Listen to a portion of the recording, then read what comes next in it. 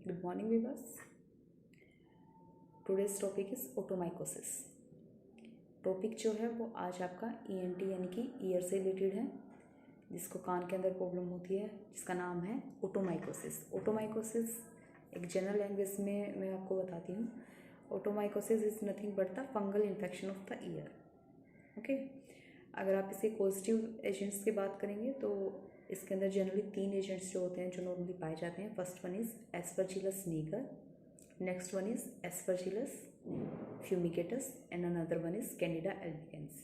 इन तीनों में से ही कोई भी एक ऑर्गेनिज्म हो सकता है, माइक्रो ऑर्गेनिज्म हो सकता है, जिसकी वजह से आपको ये तकलीफ हो सकती है।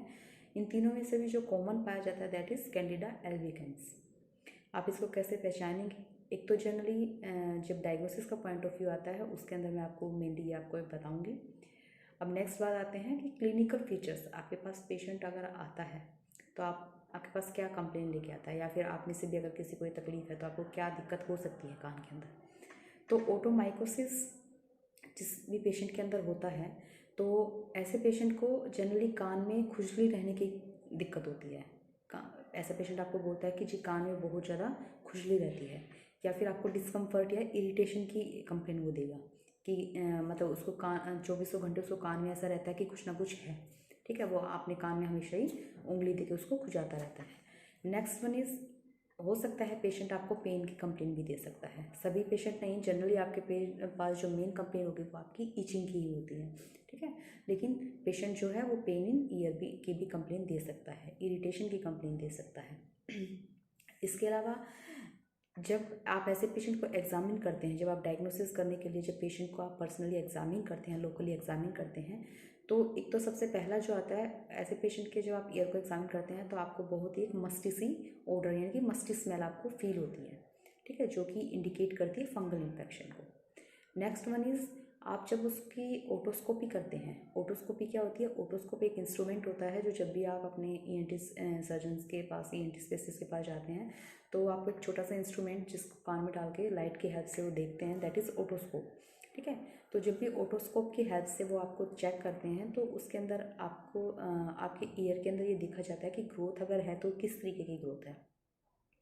तो डायग्नोसिस के पॉइंट में ये मेनली रखा जाएगा।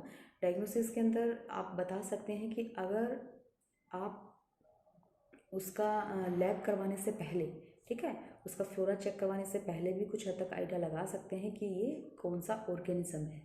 अगर मान लो आपको ओटोमाइकोसिस की प्रॉब्लम, आपका जो फंगल इन्फेक्शन है वो ड्यू टू कैंडिडा एल्बिकेंस की वजह से हुआ है, तो वहाँ पे जो आपको लेयरिंग मिलेगी ईयर के अंदर, जो आपको लेयरिंग मिलेगी दैट इज़ ऑफ वाइटिस और क्रीमिस कलर। ठीक है, जो भी आपको वहाँ पे पार्ट्स मिलेंगे, ठीक है, छोटे छोटे टिश्यूज टैबलेट्स मिलेगी, वो आपको मेनली वाइटिस कलर की लेयरिंग मिलेगी। ओके, अगर आपको लेयरिंग मिलती है, अगर आपको एस्परजिलस निगर की वजह से अगर वहाँ पे कंप्लेन मिलती है तो आपको वहाँ के ऊपर ब्लैकिस जो फिलामेंटस टाइप जो होती है बाहर की तरफ निकली हुई सी ब्लैक कलर का अगर लेयरिंग होती है तो वो आपको मीन्स एस्परजिलस निगर की वजह से होती है। इसके अलावा अगर आपको ग्रीनिश तरीके की अगर कोई लेयरिंग होती है तो दैट इज़ एस्परजिलस फ्यूमिगेटस। ठीक है, मीन्स फंगस, जैसे ब्रेड वगैरह के ऊपर फंगस लगती है तो हल्की सी ब्राउन ग्रीनिश कलर जो होता है, तो अगर इस तरीके का होता है तो इट मीन्स वो ड्यू टू एस्परजिलस फ्यूमिगेटस की वजह से है। ठीक है, तो डायग्नोसिस के अंदर एक तो आप जब उसको लोकली एग्जामिन करते हैं तो ये मेन पॉइंट रहेगा। ठीक है, ओटोस्कोपी जब आप कराते हैं तो आप इसलिए उसको चेकआउट कर सकते हैं। दूसरा, आप उसकी हिस्ट्री टेकिंग जो है वो मेन रहेगी जैसे पेशेंट की। ठीक है, नेक्स्ट वन इज़ ट्रीटमेंट।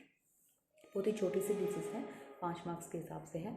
तो ट्रीटमेंट जो है, ट्रीटमेंट इसके अंदर सबसे पहले मैंने आपको बताया कि ये एक फंगल इन्फेक्शन है, तो फंगल के अंदर आप लोग सबको पता है कि फर्स्ट वन इज़ क्लीनिंग, और you can say medical language में आप बोल सकते हो दैट इज़ ईयर टॉयलेटिंग। ठीक है, तो सबसे पहले आप क्लीनिंग ऑफ द ईयर की तरफ आपका मेन फोकस रहेगा। नेक्स्ट वन इज़ आप क्या करेंगे? नेक्स्ट वन इज़ जैसे मैंने आपको बताया कि फंगल एजेंट हो सकते हैं, तो फंगल एजेंट में आप लोग टैबलेट यूज़ कर सकते हैं। अगर आप लोकल एप्लीकेशन देना चाहते हैं तो लोकल एप्लीकेशन आपको देना ही पड़ेगा। ठीक है, ऐसे पेशेंट में तो आप कोई भी क्लोट्रोमिजल जो दे सकते हैं लोकली, सिंगल एजेंट दे सकते हैं, या फिर कम्बिनेशन में दे सकते हैं, या फिर अगर ज़्यादा लग रहा है तो आप टैबलेट मेट्रोनिडाजोल वगैरह की टैबलेट यूज़ कर सकते हैं। साथ में लोकल एप्लीकेशन के लिए आप क्लोट्रिमजोल ऑइंटमेंट यूज़ कर सकते हैं। इसके अलावा आप सैलिसाइक्लिक एसिड का कम्बिनेशन 2% सैलिसाइक्लिक एसिड का कम्बिनेशन यूज़ कर सकते हैं। आप निस्टेटिन यूज़ कर सकते हैं। ठीक है, इनमें से कोई भी एक कम्बिनेशन आप यूज़ कर सकते हैं। ठीक है, जनरली ये जो भी लोकल एप्लीकेशन होती है जनरली आपको 7 डेज आप लोगों को प्रेस्क्राइब करनी चाहिए। Okay, so this is all about otomycosis. Syllabus point of view से भी इम्पोर्टेंट है, ठीक है, क्लिनिकल पॉइंट ऑफ व्यू से भी इम्पोर्टेंट है। अगर आयुर्वेद की अगर हम बात करते हैं तो आयुर्वेद के अंदर इसको बोला गया है कर्णकंडू। कर्ण मीन्स कान, कंडू मीन्स खुजली। तो जैसे मैंने इसका आपको जब ओटोमाइकोसिस बताया था स्टार्टिंग में, तो मेन फीचर्स आपका क्या बताया था कि it is nothing but the itching of the ear.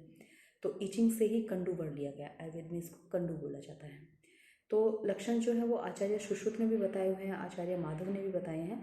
तो आचार्य सुश्रुत ने भी यही बताया हुआ है कि कंडू जो होता है इसके अंदर जो मेन दोष जो होता है वो ड्यू टू कफ होता है। ठीक है, कफ की वजह से आपको जो ईचिंग की प्रॉब्लम रहती है, जो इन्होंने वर्ड यूज़ किया है कर्णोभृंसम।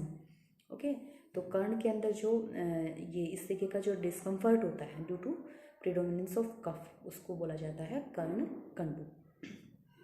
इसके अलावा आचार्य माधव ने तो बिल्कुल ही इंडिकेट कर दिया गया है, उन्होंने बोला है मारुते कफ संयुक्त है, मीन्स वात के साथ जब कफ संयुक्त हो जाता है और उनकी जब प्रिडोमिनेंसी होती है, मतलब वात और कफ जब बढ़ जाते हैं, ठीक है, कर्ण के अंदर, तो भी वो क्या करते हैं, कर्ण के अंदर कंडू को कर्ण के अंदर कंडू क्रिएट करते हैं, मीन्स कर्ण के अंदर ईचिंग क्रिएट करते हैं। ठीक है, अब जब वो इम्बैलेंसिंग कंडीशन में आते हैं तो उसी मीन्स सुश्रुत ने जहाँ पे केवल और केवल कफ की डोमिनेंसी बताई थी, वहाँ पे आचार्य माधव ने क्या बोला है कि कफ की तो डोमिनेंसी रहेगी रहेगी, लेकिन साथ में मारुत जो है, वात जो है, वो भी आपकी उस कंडीशन में बढ़ी हुई रहेगी।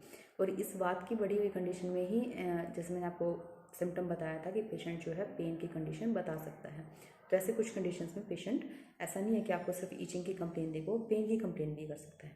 ठीक है, ऐसे ही जो आचार्य जो वाग्भट है, आचार्य वाग्भट ने भी सिर्फ कफ की डोमिनेंसी ही बताई हुई है। नेक्स्ट है इसकी चिकित्सा। तो चिकित्सा के बारे में जनरली जो आचार्य हैं, आचार्य सुश्रुत हैं, उन्होंने बताया हुआ है सुश्रुत उत्तर तंत्र के अंदर ही कि हमें मेनली अगर इस तरीके का कोई भी पेशेंट होता है तो हमें सबसे पहले है हम नाड़ी स्वेद करा सकते हैं। ठीक है, नाड़ी स्वेद करा सकते हैं। नाड़ी स्वेदन से क्या होगा, ह्यूमिडिटी मिलती है वहाँ पे, तो फंगल इन्फेक्शन जो होगा उसको, जो बेस होगा उसका, वो कम हो जाएगा। नेक्स्ट हम उसका शिरोविरेचन करा सकते हैं, वमन करा सकते हैं। ठीक है, इसके अलावा हम धूमपान, जो हमारे आयुर्वेद के अंदर बताया है, वो धूमपान दे सकते हैं। ठीक है, तो ये आपका आयुर्वेद के अंदर था, तो आई थिंक शायद सफिशिएंट है। तो it is all about otomycosis and कर्ण कंडू। Thank you so much. अगर इससे रिलेटेड कोई भी क्वेरी है तो आप मुझे कमेंट बॉक्स में डाल के पूछ सकते हैं।